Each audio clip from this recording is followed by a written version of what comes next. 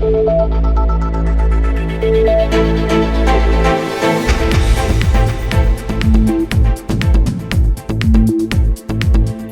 живу по этому адресу, Заводская, 2А, и мое обращение к госорганам с таким вопросом. В 2018 году у меня возник конфликт с моим соседом, что он решил забрать этот переулок. Говорит, если у меня получится, я заберу этот переулок. Хотя ранее он уже выдвинул ворота вперед, но мы думали, что это так временно, потому что на тот момент моя хозяйка была мама. И то, что она говорила, чтобы он убрал, он сказал, это временно, потом уберет. Ну, как-то, знаете, не до этого было, потому что онкология, у меня сестра болела, и мама, и, короче, не до этого. И сейчас я тоже понимаю, что это очень... Тогда мы однозначно не выиграли, потому что сколько мы бьемся, даже ничего у нас не получается. И в 2018 году у нас возник конфликт, что он сказал, если у меня получится, я заберу этот переулок. Я... Чтобы предотвратить это все, обратилась в госорганы с заявлением о том, что сосед хочет забрать переулок. И мне везде давали письма, которые у меня они есть, что эта улица, дорога общего пользования, она до закрепления не имеет никакого права. Поэтому везде у меня эти документы есть, я везде предупреждала и в архитектуре, и в кадастровом отделе, и к Акиму, и мне сказали, что это дорога общего пользования, и никто ее приватизировать не будет. Я хотела себя оберечь от вот этого всего, этой волокиты, но в итоге в 2019 году ему дают этот переулок, и он заявляет, и у него есть документ, регистрация, что это переулок его. Я обратилась к акимату заново после этого с обращением, почему дали, предъявляя этот документ, почему ему дали регистрацию, хотя мне сказали ранее, что это общего пользования. Они говорят, что это ошибочно, и мы не давали никому. Не давали. Везде мы обратились и в архитектуру, там мне тоже сказали, что они не давали этого документа. Но в итоге эта дорога по документам это остается за ним. Потом в разговоре с соседом он мне говорил, что никто не будет отменять это все, это переулок остается за ним. Я ему сказала, что я обращусь в суд. Он говорит, пожалуйста, обращайся. Я обратилась в суд. И почему-то нас также ввели в заблуждение. Сказали, что если Аким, хотя Аким дал документ, что он отменяет свое решение.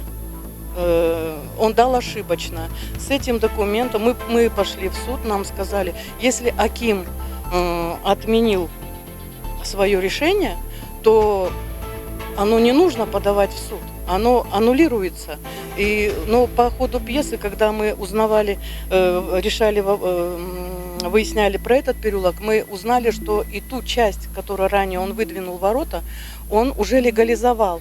И везде это без нашего ведома, без нашего разрешения, нигде он нас не спрашивал. А я знаю, что по-любому они должны были спрашивать нашего разрешения. В суде меня такое впечатление, как будто бы меня не слушают. Они не слышат. У меня все документы.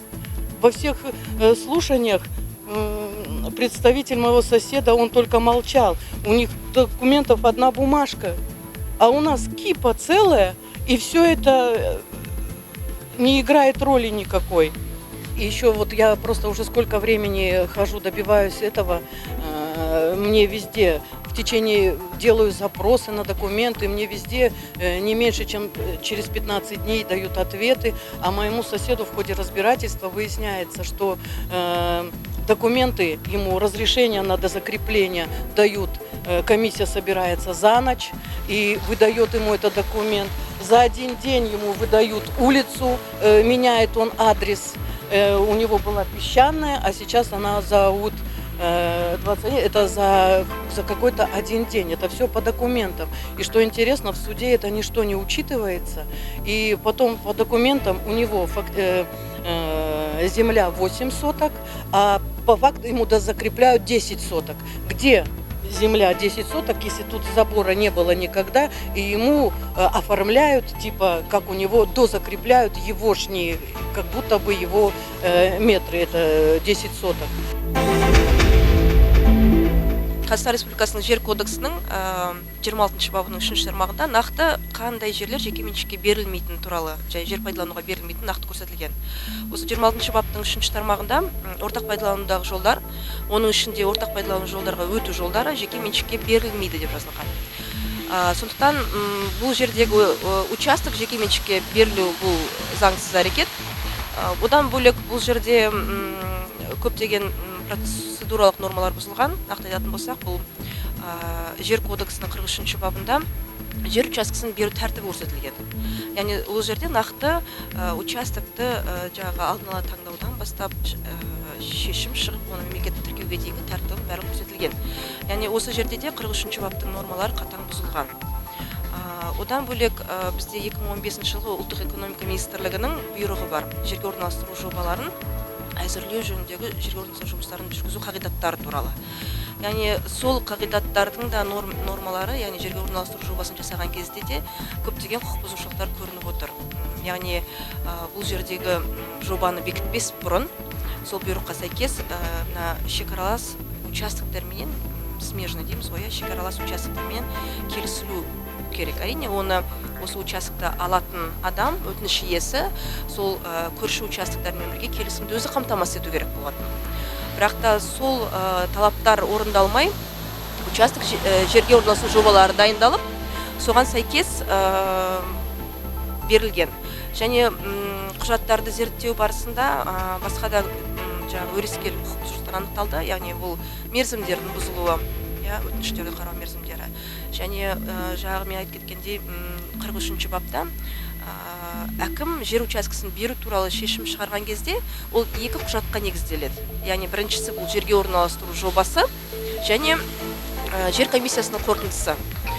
Бұл жерде осы құжаттарға қатысты құжаттардың жасалуының өзінде бұзушылықтар бар. Сондықтан осы мәселелерді ескере отырып, Қаскелең қаласының әкімі өзінің шығарылған актісінің, осы жер кодексінің ұлттық экономика министрлігінің бұйрықтарына қайшы келетінін анықтағаннан кейін, ол өз актісін күшін жою туралы акт шығарады. Бірақ та осы өтініш иелерінің айтуына қарағанда бұл мәселе әрі күнге дейін толығымен шешілмей отыр. Енді бұл жерде өрескел құқық бұзушылық ретінде бірінші бізде жер кодексінің 43 бабына сәйкес бірінші жер комиссиясының қорытындысы шығарылады. Одан кейін барып жерге орналастыру жобасы жасалады. Ал бұл құжаттарды зерттеген кезде бірінші 2018 жылы жерге орналастыру жобалары жасалады, одан кейін барып жер комиссиясының қорытындысы шығарылған. Яғни осындай өрескел құқық бұзушылықтар анықталып отыр. Енді қазір бүкіл құжаттар жасалынған, құзыретті органдардың хаттары алынған, яғни бұл ортақ пайдаланудағы жол екен бізде мемлекеттік құзыретті органдардың жауаптар бар.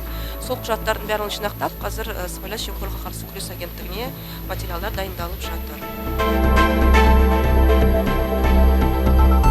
После того, как аким Каскелена обратился в суд с иском, так как после отмены его решения ни один госорган не хотел отменять документы, выданные соседом, он обратился в суд.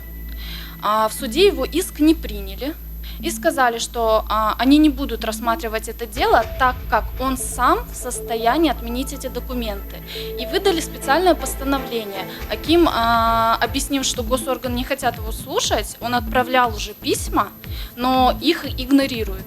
Судья на это выдал постановление нам через несколько дней, с которым он сказал: вы приходите в госорганы, предъявляете это постановление, и на основании этого вам обязаны отменить все документы. Что он, в принципе, и сделал. И получилось так, что он это постановление предоставил кадастровому отделу. Через какое-то время они ответили, что они отменили, внесли все изменения согласно его постановлению и отменили документы. Нам, естественно, захотелось это проверить. Мы буквально на следующий день поехали в ЦОН, и там оказалось, что никаких изменений в базе нету. И нам объяснили так, что кадастровые делятся на две базы. один земельный, в котором нам все аннулировали, а другой правовой. И когда мы обратились в правовой, сказав, вот у нас есть постановление, на каком основании вы нам отказываете отменять эти документы, если там уже они отменены. На что они нам ответили, нам нужно решение суда. Постановление у нас не действует, нам нужно решение суда. И получается, что мы обращаемся в суд, иск нам возвращают и говорят, что нам достаточно постановления. Мы обращаемся в госорганы, они нам там говорят, нет, решение нужно. В самом начале одна из судей, которую вела наш суд, да, дело Конарбаева, она обратилась к Акиму, сказала, что зачем включать в иск этот переулок, потому что вы сами можете его отменить, все эти документы, и на основании вашего решения все отменится. Мы так и сделали, мы отменили, исключили этот пункт, потому что думали, что судья не может нас дезинформировать. А в итоге через какое-то время, может полгода, у нас выясняется, что мы сами виноваты, что мы исключили из иска это решение Акима, и тут же говорится уже этой же судьей Акиму, а на каком основании вы решили, что вы сами можете это сделать? Документы-то уже официально выданы, да? И изъять их, аннулировать можно только по решению суда. То есть, получается, судья же ведь не могла не знать этого, когда она советовала ему и нам убрать из иска этот пункт. И получается, что пошел целый год, заседания у нас постоянно то откладываются, то затягиваются, непонятно что. У нас изменилось, по-моему, 3 судьи поменялось, нас отпинывают с одного судьи до другого. И доходит до того, что на суде не дают слова. Моя свекровь очень эмоциональный человек, она тратит свое здоровье, она тратит свое время, отпрашивается с работы, что сказывается на ее заработной плате и отношении с работодателем. Мы заплатили сумму адвокату на этот процесс, который мы не затевали, и нам это не нужно было. Еще до того, как переулок отдали в пользование, мы обошли все инстанции, все они нас заверили, что ему никогда не разрешат закрепить этот переулок, потому что это незаконно. Тем более мы против, мы соседи. И в итоге нам пришлось заплатить адвокату сумму, которой для кого-то может быть небольшая, но для нас достаточно существенная. И вот спустя все это время, весь этот процесс до сих пор, неважно, что выдает суд, отмену решения от Акима, все документы у нас на руках, можно сказать, любой человек, юрист, читая наше дело, говорит, что все ясно, понятно, и, конечно же, вы правы. Несмотря на это, госорганы ничего не собираются отменять. В процессе суда судья вынес Акиму Каскелена частное определение за то, что он вот по ошибке выдал этот переулок. Но по факту наше дело не было, можно сказать, не пришло ни к какому логическому завершению. То есть, по сути, мы не добивались того, чтобы наказали Акима. Мы хотели, чтобы этот переулок вернули в землю общего пользования. А судья нам апеллировал этим. Мы же его наказали, он же понес наказание за ошибку. Причем тут это? Нам не это нужно. Мы также обращались с заявлением господину Далабаеву, это Аким района, на что он дал нам официальный ответ на наше заявление, что в связи с этим частным определением, которое вынес судья, которое я до этого говорила, было проведено вместе с замами Акима, начальниками всех отделов и самим непосредственно Акимом Каскеленом было совещание онлайн проведено, на котором было разъяснено ему то, что он совершил ошибку, что эту ошибку он теперь должен исправить. В общем, получается, разбор полетов они ему там устроили. И нам ответили, что Аким подаст иск. Получается, он был наказан, и теперь он подаст иск и сделает все, чтобы переулок обратно вернулся в участок общего пользования. Да? На наш вопрос затем, да, что хорошо, вы хотите наказать Акима, окей, да, но с переулком-то что? Они нам отвечают, не переживайте, мы накажем Акима, хорошо, все. Но как же с переулком? Каскелен қаласының әкімі өзінің жер учаскесін беру туралы шешімнің күшін жойғандықтан, ары қарай сол шешімге сәйкес қабылданған актілер және әрекеттерді бұзылу керек. яғни сәйкестендіру құжаттары, яғни мемлекеттік үлгідегі акт дейміз, және мемлекеттік тіркеуде бұл жерде бұзылуы керек.